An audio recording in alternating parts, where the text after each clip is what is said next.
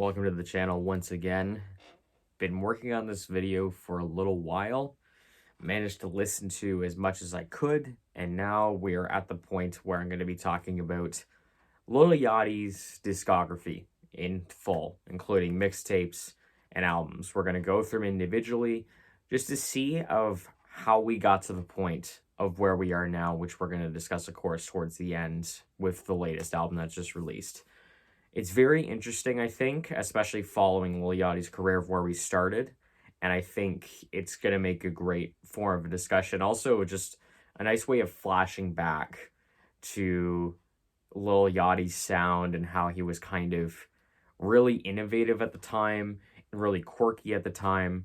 So yeah, we're going to jump right into it. And we're going to start off, of course, with Lil Boat 1. And we start off with Lil Boat 1. Notable moments before leading up to this album. Yeezy Season 3, of course, we had the Pablo sessions, we had the thing at Madison Square Garden.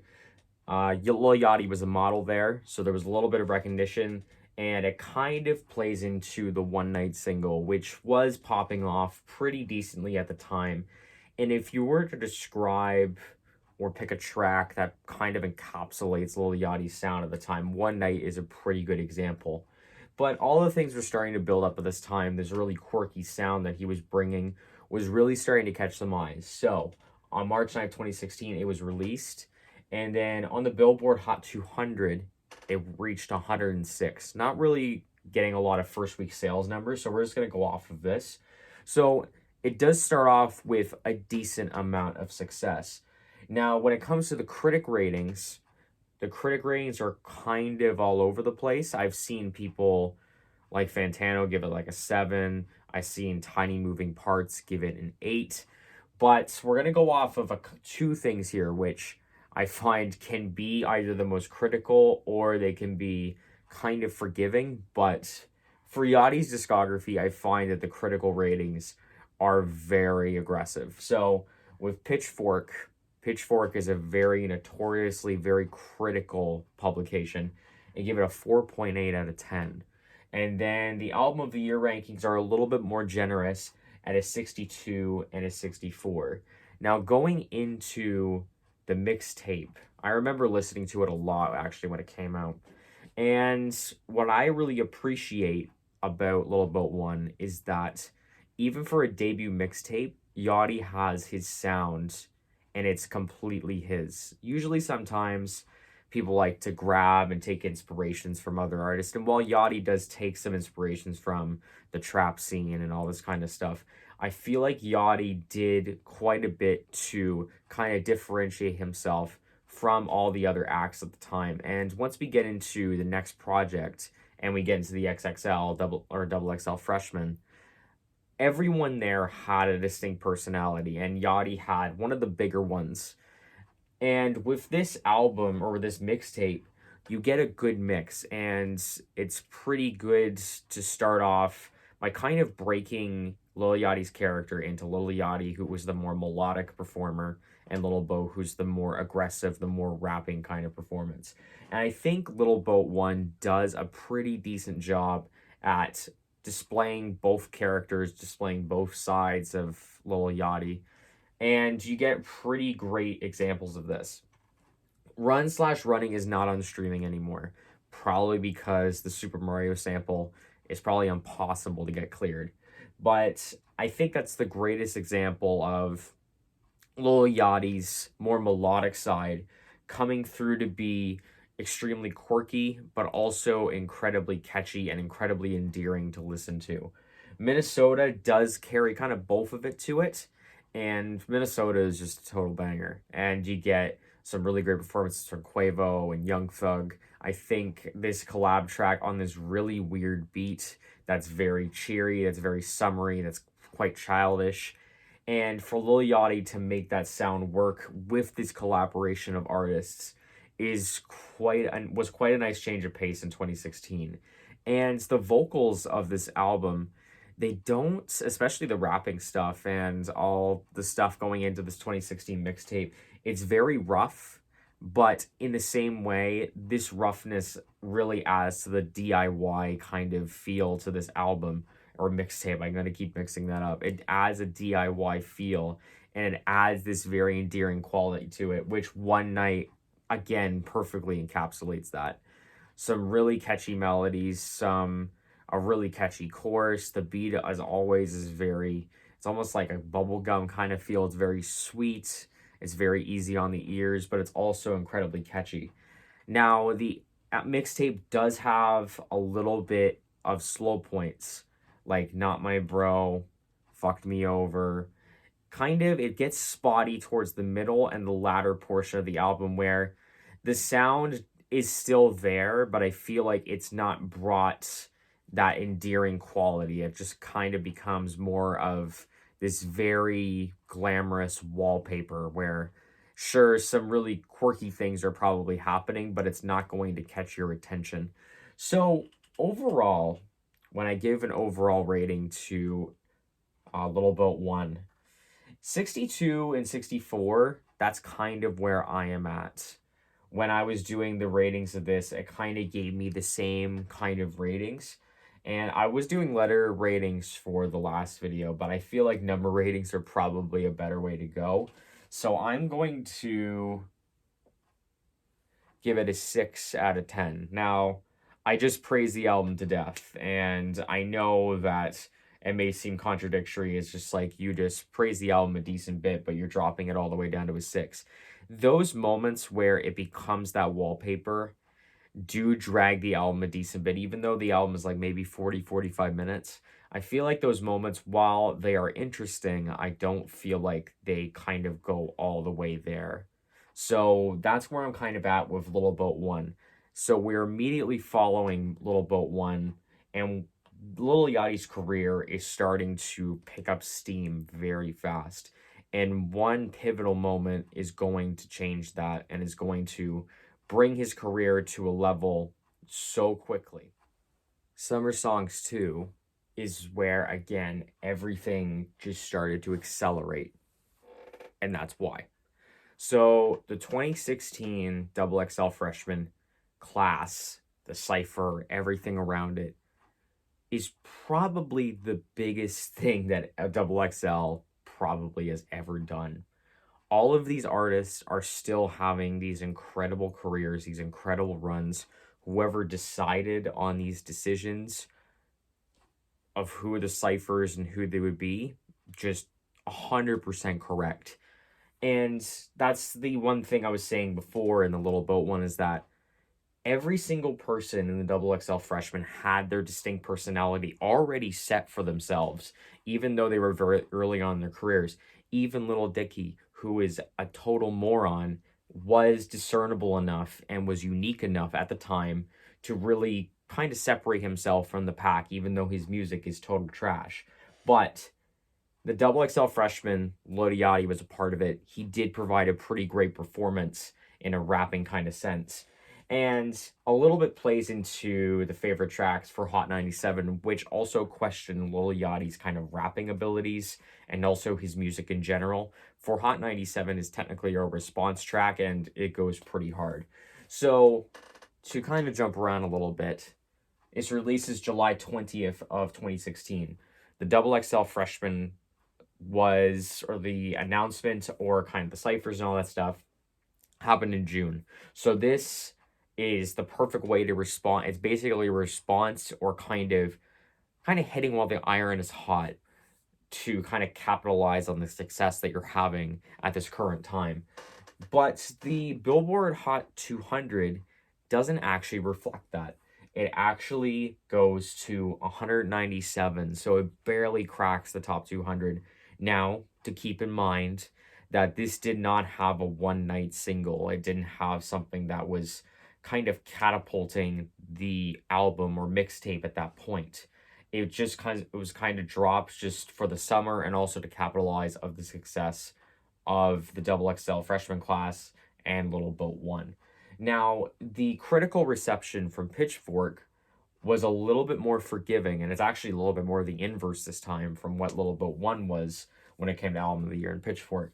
6.1 was the rating for Summer Songs 2, and for Album of the Year, it was a little bit more aggressive. So 56 when it comes to a critic score, so just barely above passing grade. And then general score is a 54%. So across the board, people did see this as a pretty decent step down from what Little Boat 1 was, which, considering the gradings at the time, wasn't a big starting off point to begin with. However, I find that the tracks on this album go over pretty well. I may like this more actually than Little Boat 1. I find that there's more variety, there's a little bit more energy to it. You do get a better mix of the stuff as well, but there is of course the issue of towards the middle and latter portion of the album where it just becomes more kind of glitzy wallpaper where it doesn't really stick out that much. And it kind of is a little bit worse considering the next project we're going to be going into. But for Hot 97, like I said, is a total banger.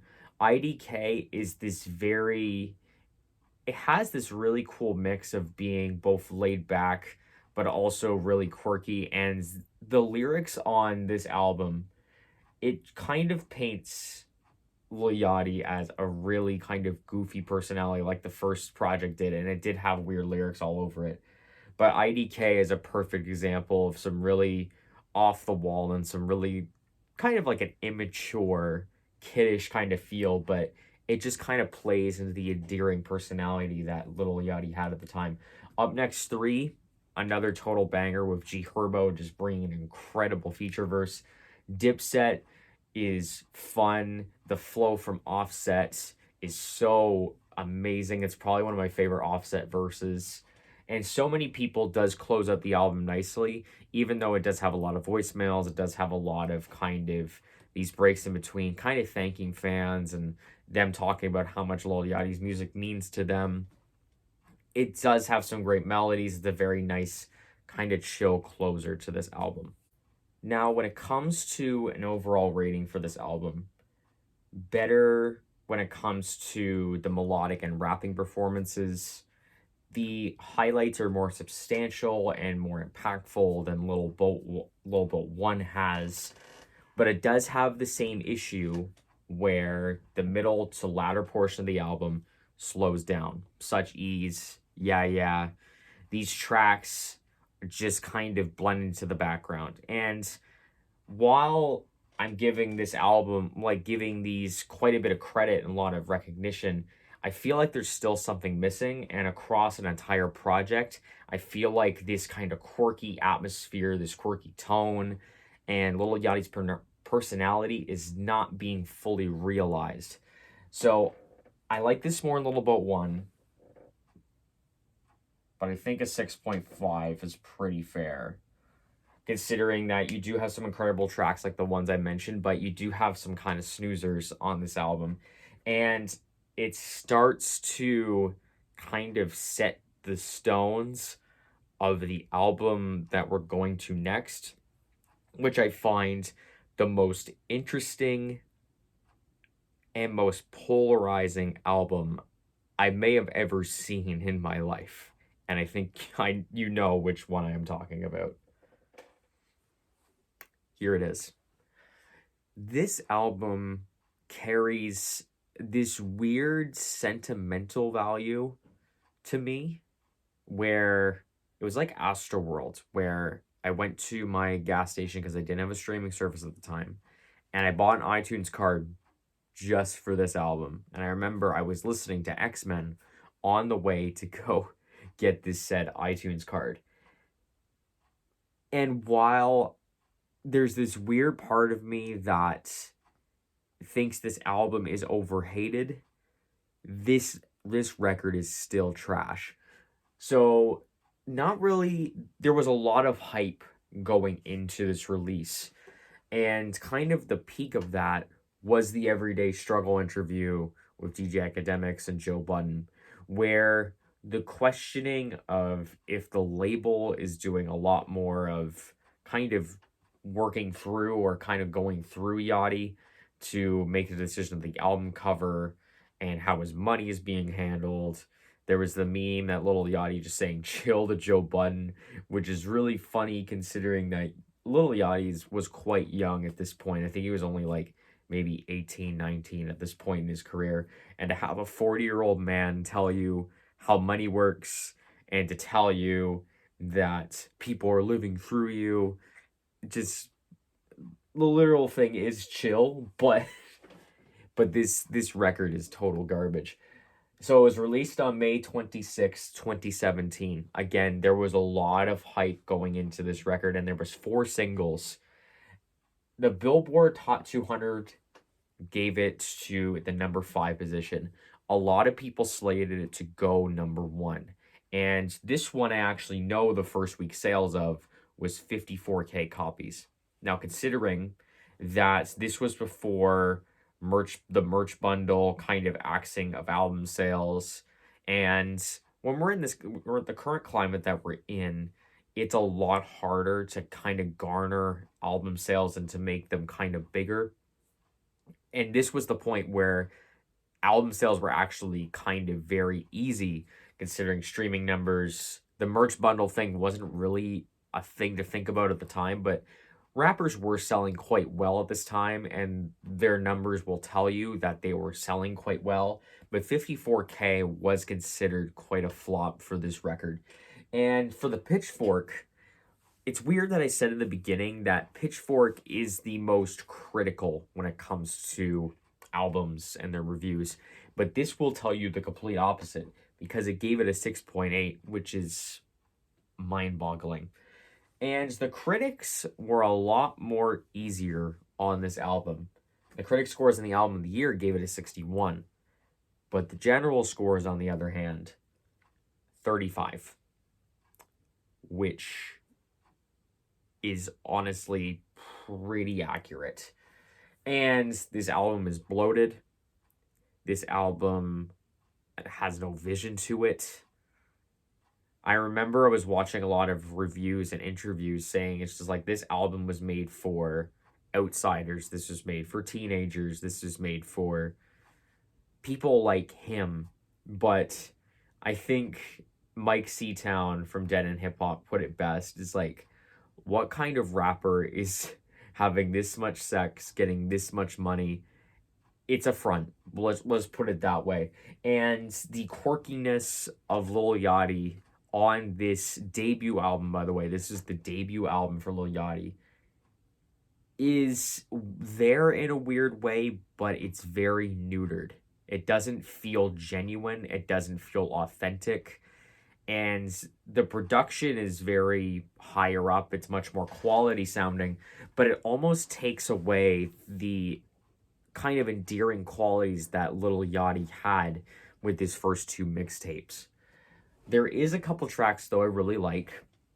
No More is actually one of my favorites because it sounds like something you would hear, like a mix of Yeezus and My Beautiful Dark Twisted Fantasy. I don't know why this is on the record, but it's one of my favorites, so I'll take it, even though it does not sound like, it doesn't sound like it should belong on a Lil Yachty record, but it's there, so I like it.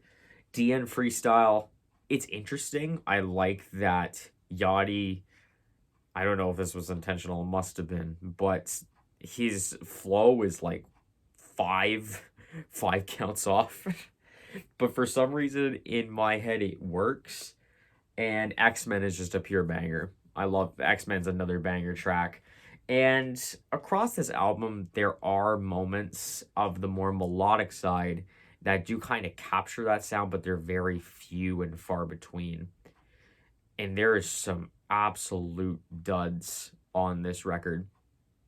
Bring It Back, while it may have been a cursor and kind of this little bit of a piece of where Let's Start Here was going to go, it does not work.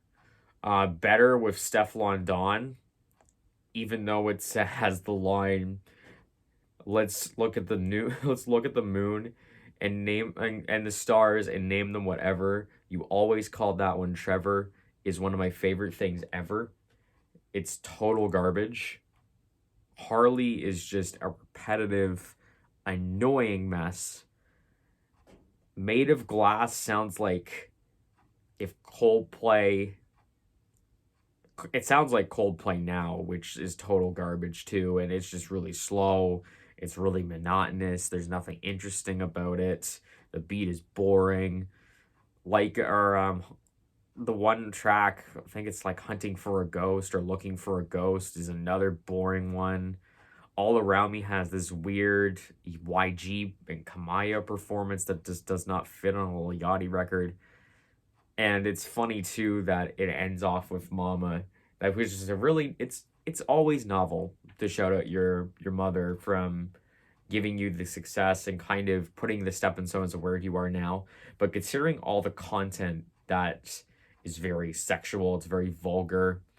I think which track is it that it talks about she sucked me like an incest, something about I guess that's incest is when you contrast that to the track Mama, it's just a total mess. Not to mention, this album is an hour and 9 minutes long, and the mixtapes beforehand were 40 to 45 minutes. And while I still had the problems where it's didn't get the full sound or kind of dragged on towards the middle and like latter portion of the record, an hour and 9 minutes makes the whole album sound like that. So while I said that this album is overhated, it's not a 1, it's not a 2, it's a 3. Call it generous, I don't freaking know, but this album is terrible. It is not good. And I don't know why I have such a morbid curiosity with this album. Maybe it's because that it was a time capsule and it's like it kind of was in this interesting point in my life, and I can remember exactly where I bought it. I can remember listening to it. I remember watching reviews over and over and over again. And it was just a really interesting time. And it's kind of like Logic's Everybody record, where I know the record is not good, but every time I go back to it, it's like once a year. It's just like, is it really as bad? And I feel like I'm missing out on something. But I'm starting to come to the realization that Teenage Emotions, I'm not missing anything. This record is total garbage. And this was a really downhill slope for Yachty's career because it didn't sell well. It wasn't critically successful. The singles, if I remember correctly, did have some success, like Peekaboo with the Migos, but it just didn't have the splash that QC and Lil Yachty himself probably projected for this album. So where do you go from here is the next question. So where you go from here, or go from Teenage Emotions, is that you go back to the basics. In name alone, and I feel like with Little Boat 2, while it does have the melodic performances of She Ready and Love Me Forever and 66, this album is a lot more rap focused, it's a little bit more darker trap influence, but it works out in Yachty's favor, and this is his best project so far. And it was released March 9th, 2018. The Billboard performance of this album was better than Teenage Emotions. And I think if I read correctly, it sold 10K more than Teenage Emotions did. Now, the critics' scores are really weird. I don't understand why it keeps flip-flopping like this. But Pitchfork gives it a 5.8, which is a 1 mark below Teenage Emotions. So, apparently this is worse than Teenage Emotions to Pitchfork. Freaking losers. And to Album of the Year, the critic score is a 51, so just above passing, and the general score is a 52. So both are kind of in the same ballpark where this album is blatantly average. But again, I think this record is his best so far at this point in his career. And it's not that Yachty like completely abandons his sound that kind of made him quirky in the first place. He just becomes a better rapper and a more charismatic on the rapping side on this project. Count Me In is an absolute banger, and I think what plays into this album working so well is the production is aggressive. It still carries some really interesting points to it, but the bass is loud. The beats are really aggressive. And Yachtys' performances really do work with these beats very well. And that's the issue I had. I remember when I was listening to Yachty, I liked the more melodic performances because I found that his voice and his flow and his cadence and his singing voice worked a lot better with these more kind of, I guess, more childish and a little bit more quirky instrumentals. But the more I go back to it, the more I realize Yachty's rapping voice contrasting with this aggressive trap production works so incredibly well. That's not to say, though, that the melodic performances are lacking, because you get She Ready with PNB Rock, rest in peace. But this song is really catchy. It has this nice flute going through.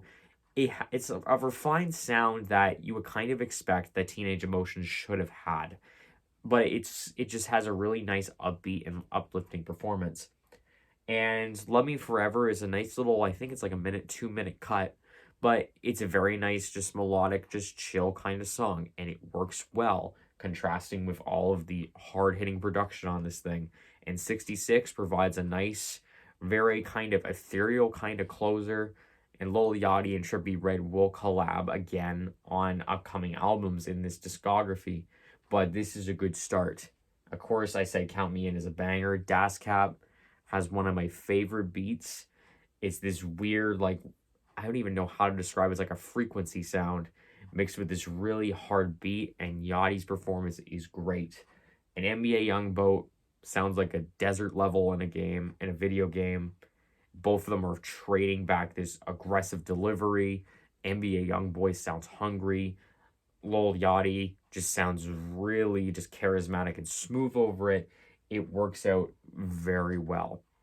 Does this record have problems? Yes, it does. And it's the exact same problems that Summer Songs 2 and Little Boat 1 had, where Mickey, Flex, FWM, they're kind of boring. They are wallpaper, like I said before.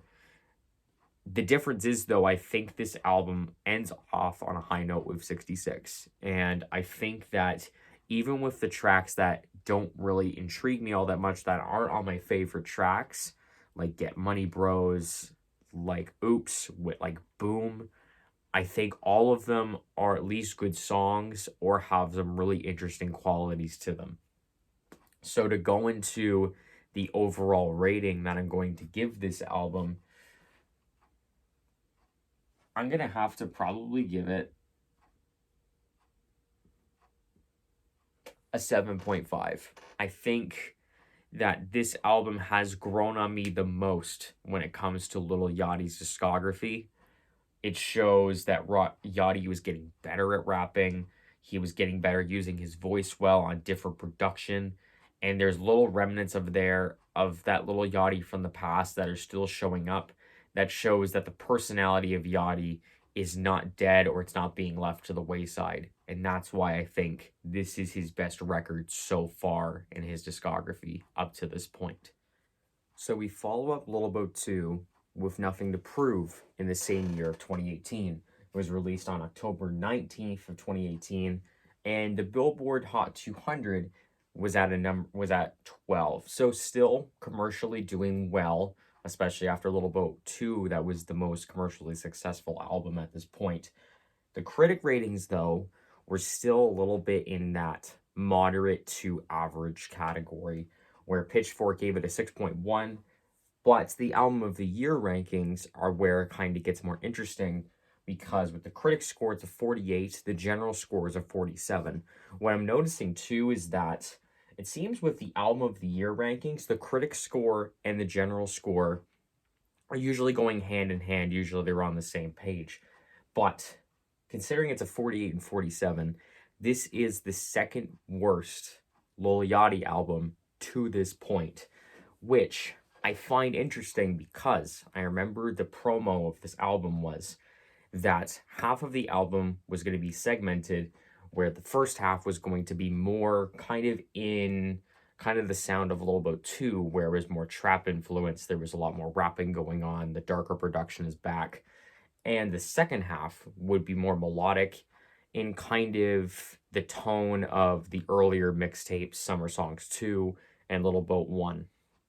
Now, with that in mind, I think the segmenting of the album, and with both sounds working out quite well, this is a step up from Lil Boat 2, in my personal opinion. Starts out with a nice, hard, and aggressive intro of Give Me My Respect, and then you get to Get Dripped. Get Dripped is amazing. I love this track so much. The nautical theme that it has, with kind of the submarine, like bleep bloops and all this kind of stuff, it just works out very well when you contrast it with Playboi Carti's trademark kind of Playboi Carti performance. Playboi Carti is pretty unique, and both of these guys work very well together. Continues on to Yacht Club, which has a great chemistry with the late Juice WRLD, and a little bit more of a back and forth kind of track between these two. And you do get some funny kind of back and forth saying, it's just like, I may fuck Alexis Texas. I'm not on that Drake shit. I don't want to get her pregnant. And now it's like, now I need to buy a playpen and a stroller. Just like this really funny kind of sequence of events that is very much in Lil Yachty's kind of more quirky side, and I think it works very well. Saint Laurent YSL is a nice, chill kind of, it's not into the aggressive bangers that the Give Me My Respects and Get Dripped have, but Saint Laurent YSL is such a nice kind of mellow vibe, and I think this was the first time I heard Lil Baby on a track, besides, what's that track? Yes Indeed. It's the first time I heard him besides Yes Indeed, and I think he sounds very well on this track, and I think the hook is great. The kind of lackadaisical performance just works out very well. And then you get into the second part of the album, which is more melodic, where you have Everything Good, Everything Right, you have Worth It, you have Up Next. I like these tracks quite a bit. And it sounds like a much more refined Lil Boat 1, where it's quirky, it's fun, it's very kind of endearing, and you get that endearing quality from Lil Yachty on this performance. My favorite track on the second side, though, is definitely Forever World. And Forever World has a great performance from Trippie Redd. The beat is fantastic. It kind of has a little bit of a soul sample flip. And I think just the performances and the gelling together of Trippie Redd and Lil Yachty just works out very well. And I like this a lot more than 66. I think this works out a lot better than 66, even though 66 was a great start to kind of these collaborations. We get the same problem again, where the latter portion does kind of fall off a little bit. But it's not to say that Nolia and Stoney are bad. They are just not as notable. But when you consider that multiple albums have had this issue where it kind of trails off towards the end, this is the one where it's the most forgiving, where you can kind of understand it, and it doesn't break up the flow of the album, it doesn't break up the quality of the album. There is not a track on here that I can say as an outright miss. So, with that in mind,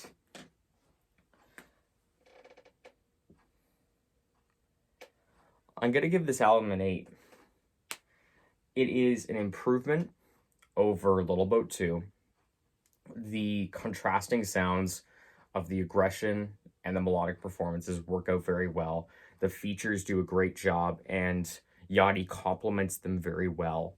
And the production is great, the production is varied, and all around is just probably his most well-rounded album to this point. So, we've had 2 of Yachty's best projects to date up until this point. And to follow it with a Lil Boat 3, that would be exciting in itself.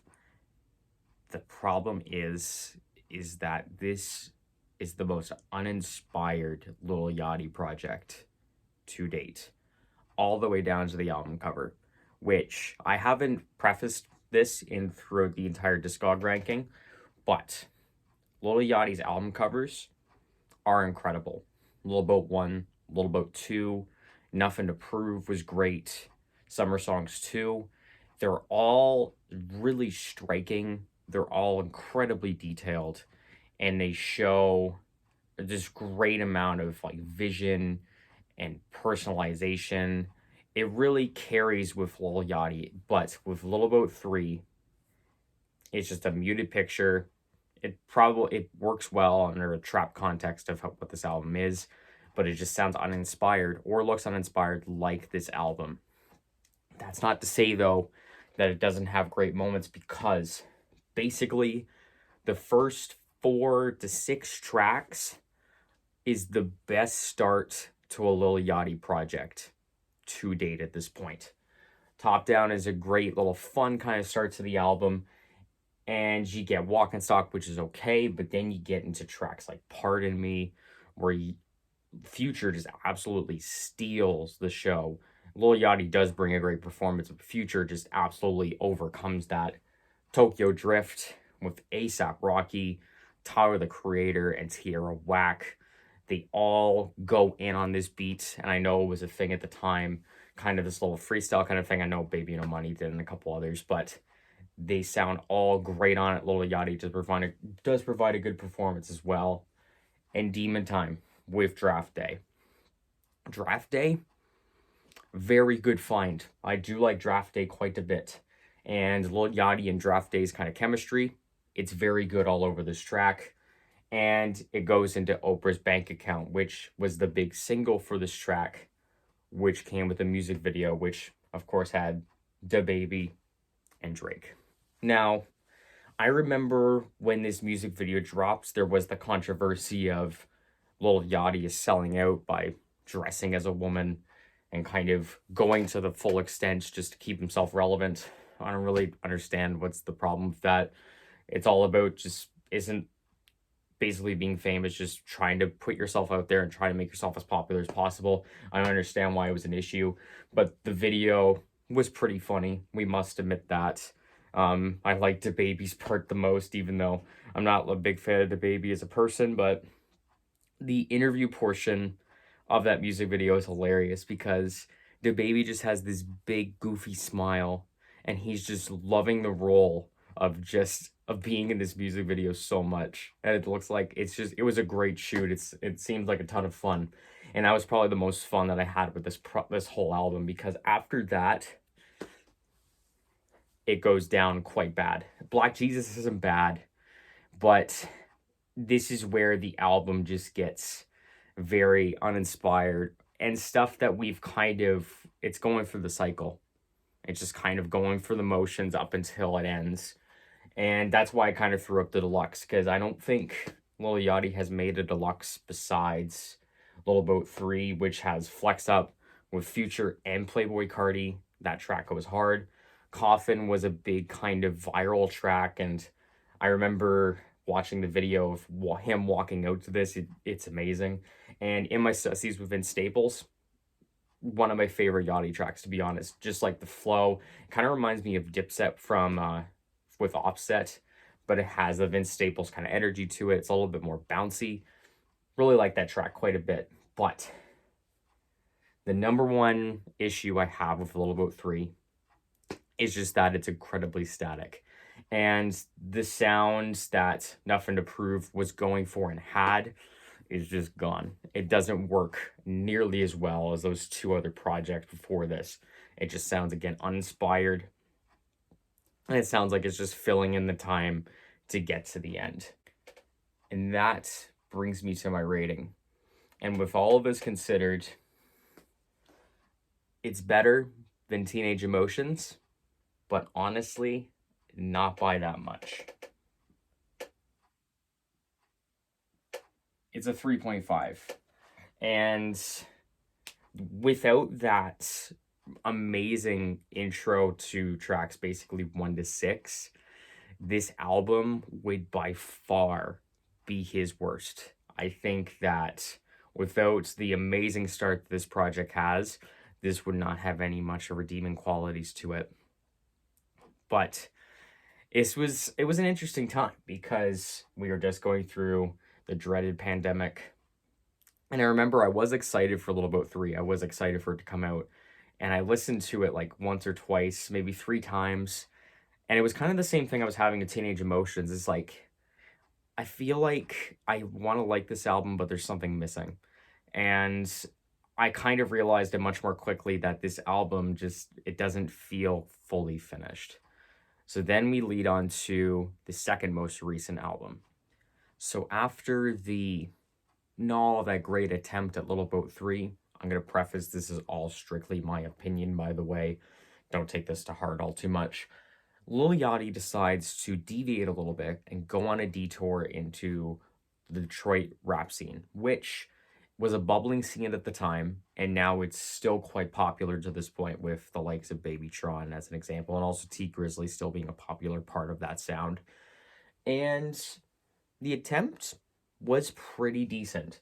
So it was actually released on my birthday, April 23rd, 2021, and it debuted on Billboard Hot 200 at a 39. So not bad, but it is a decent drop off from the other albums that were released. The Pitchfork ranking likes to go from 6.1 to 6.8. It just likes to go that all the time. So we're at a 6.8 again, which is on the higher end when it comes to the Pitchfork rankings. But the Album of the Year rankings are still decently low. So the critic scores are still hovering around that 50 to 60% at a 59. But the general score of Michigan Boy Boat is a 44%. So it kind of signaled at a time where Lil Yachty was still around. He was still in the scene. He was still releasing work. He was still prevalent enough. But I find in 2021, and with this album in particular, while it was a decent mixtape, actually, it's a mixtape, while it was a decent mixtape, his kind of popularity and more being in the spotlight was starting to regress. And I think a lot of people either were disliking the sound or were starting to get really bored of the sound. So what I like about this album is, while it's not an absolute home run, it sounds like Lil Yachty really liked the sound and wanted to make a project because of it. And the results do work out pretty decently. With Final Form is a great start to this album. Dynamic Duo is a great performance with T Grizzly and Lil Yachty, just a great back and forth with each other. Don't Even Bother has Lil Yachty's kind of charismatic flow, and Lil Yachty's voice works actually pretty well in Detroit production. Especially when you consider if he goes a little bit more kind of laid back to it, it just works out very well. Concrete Goonies is another great example. Kind of reminds me of the sample that Story of OJ has, funnily enough. But it does work out very well. And Never Did Coke with Sway Lee. I was very surprised by this track, and it's probably my favorite track on this whole album. Sway Lee does a great job. Lil Yachty also provides a great performance. And I don't have a lot to say about these tracks when it comes to like the intricacies and all this kind of stuff. And the Detroit sound is sound either you really like, hence you'll like a lot of projects that come from it, or it's a sound that you will not enjoy all that much. Case in point, Hybrid with Babytron. Babytron is a very personable rapper, provides his typical kind of funny one-liners. He throws in a lot of references into his songs and into his lyrics, and it makes the tracks very engaging and interesting, and they do have a decent bit of chemistry. And what's good about Michigan Boy Boat is that it is 40 minutes. So it is trim, and it is to the point for the most part. The thing with Detroit rap, and especially with Babytron, I do like Babytron a decent bit. But if you take an album like Megatron, I think that album is like 18 to 20 tracks long. It becomes a slog, especially when you're going through the same style. So with Michigan Boy Boat, while it does have a little bit of flaws where it kind of can become boring or it kind of becomes all one song blending into each other, I think with the 40 minutes, it does a couple tracks that stand out. It doesn't overstay its welcome, and then it's gone. That's basically all it is. And while it doesn't have a crazy notable moment in Yachty's discography as a whole, I think it's a nice kind of detour in his discography. And I was thinking at the time is like maybe Yachty will be experimenting with different rap productions or maybe rap styles or rap subgenres at this time. So this was kind of thinking it's just like maybe we'll be stepping into different genres over time. Maybe this is the evolution of Yachty. So considering all the tracks here and considering the mixtape as a whole, it's a good attempt. Not my favorite, of course, which is why I'm going to give it a 6. But you do have the tracks, you do have the charisma. Yachty works out well on this production. And overall, if you're looking for a nice mindless time, nice mindless trap and kind of Detroit rap album that is fun to put on if you're looking for something to listen to, it's not bad at all. Which brings us to the most recent and most drastic change in Lil Yachty's sound that I've been excited to talk about for quite a few weeks now.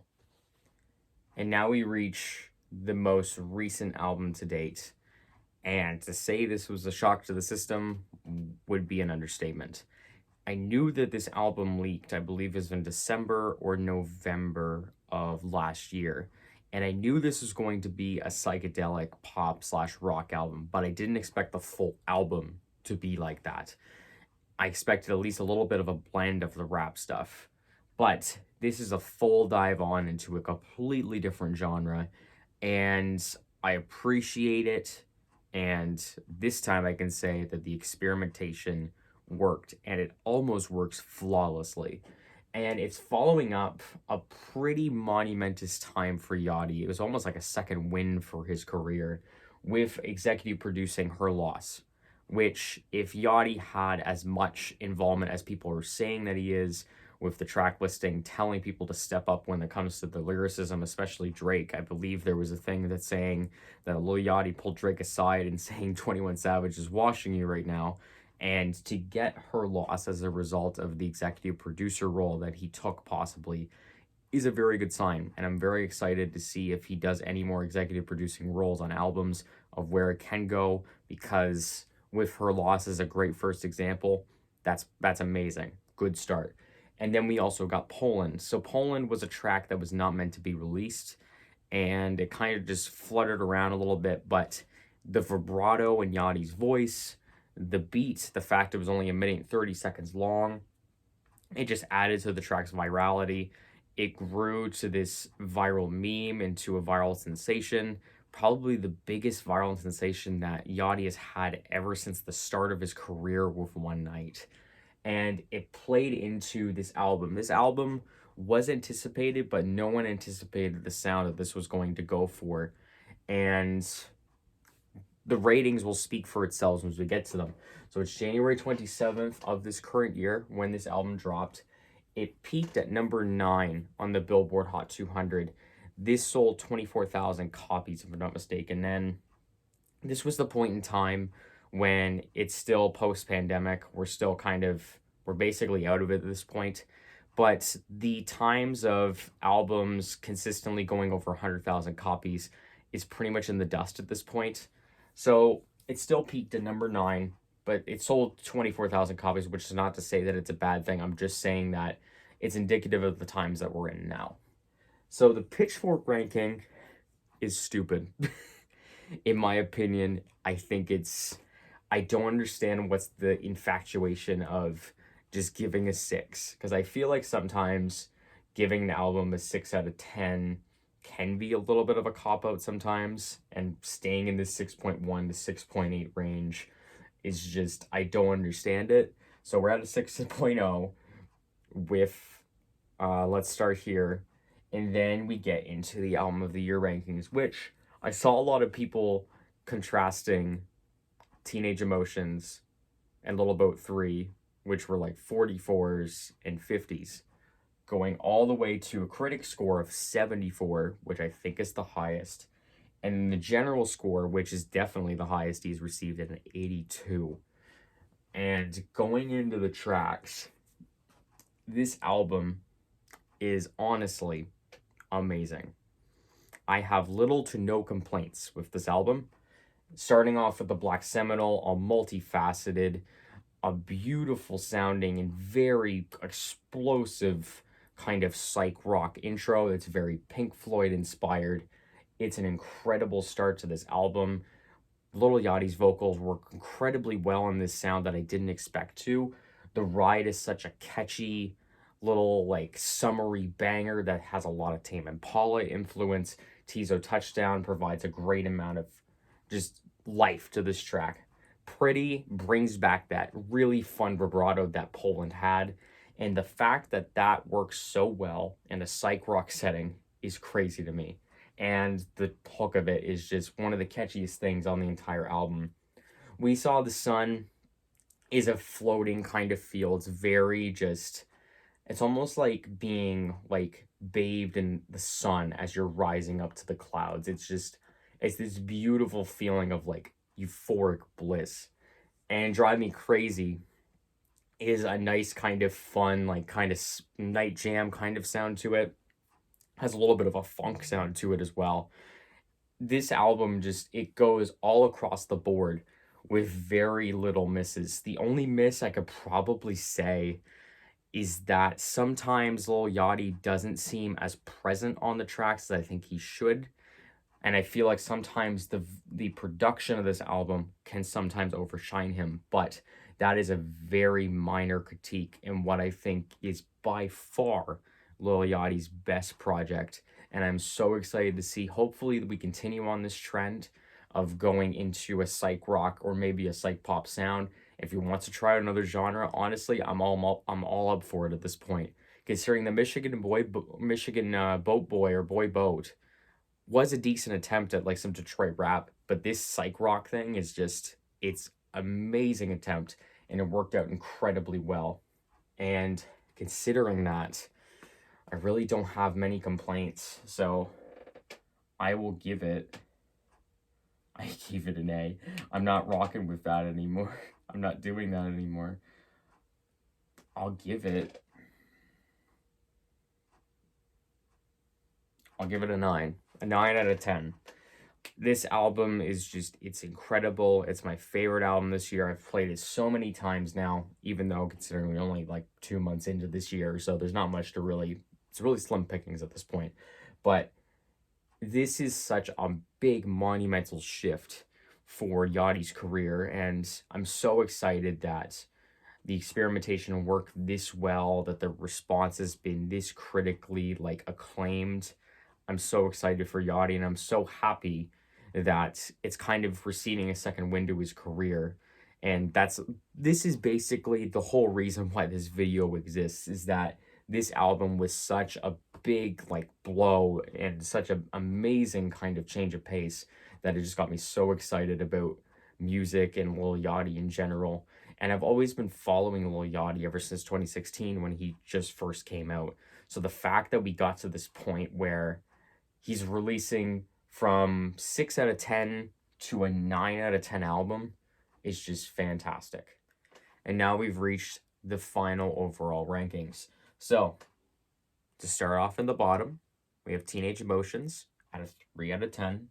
Little Boat 3 is following just closely ahead of it at a 3.5 out of 10. Michigan Boy Boat and Little Boat 1 both are at a 6. I gave the edge to Little Boat 1 because it is trying some a little bit more interesting things. I like the endearing sound. I like the quirky sound of it. It does have a really redeeming quality to it. Summer Songs 2 at a 6.5, a slight improvement over Little Boat and Michigan Boy Boat. And then you get to Little Boat 2, which is a little bit more trap influenced, a little more darker sounding, with a little bit of smaller mixes in between there at a 7.5. Nothing to Prove was another improvement up into the 8 range with that kind of contrasting 7 bangers, 7 more melodic cuts, worked out pretty well. And of course, with the most recent album with Let's Start Here at a 9 out of 10, an amazing genre shift that I'm so excited to see if it goes farther, or maybe we see something new from Yachty when it comes to genre experimentation. And it's basically revived his career when it comes to an artistic sense. Favorite tracks, nothing in particular order, but Run/Running. I love the Super Mario sample, and I think it shows Yachty at his most quirkiest, at his most fun, and its most kind of not mature, but most like a childlike kind of feeling when it comes especially instrumental, and I think it just works really well. Dipset has a very nice chemistry with Offset, and I think Yachty brings a great performance on that track, and the beat is so much fun. Das Cap is so dark, it's so just aggressive and moody, and the synth that's kind of running through it's that weird kind of, I don't even know how to describe it, like I said before, but it's such a nice and really grimy track. I really love it. Saint Laurent YSL is a nice kind of cozy and kind of laid back sound and a banger to it. Lil Baby and Lil Yachty just provide a really great performance on it, and Pretty with that amazing vibrato performance. The beat is just amazing. Fushi's performance also, to put alongside of it, is great. And to do an overall rating, when you put all these together, it actually ranges to a 62%. So Lil Yachty across all 8 albums is kind of in that 60 range, which is fair. And this and this, and also this one here, these 3 albums bring it up to that kind of range in the 60s. So if Yachty can consistently stay in this range here, the rating is going to go up because of that. So as of right now, Yachty has a pretty good career so far. When it comes to projects, it can get better, and I feel like it is going to get better. I feel like the consistency is going to be there. And just like I said before, I just hope for more experimentation. I just hope for that Yachty continues to have fun making music and has fun experimenting with that said music. I hope he continues working with producers like Magdalena Bay and all this kind of stuff like that. I feel like this sound can be enhanced even more than the 9 I just gave. I feel like this sound could be explored even more and could be made even more of a big splash that this record was. So that is Lil Yachty Discog recap. I'm going to try to do these as much as I can. But thank you so much for watching. Thank you for giving me the time to put this all together. And I really appreciate you guys. If you guys can comment, like, sub, all that kind of great stuff. And I will see you in the next one. Peace out.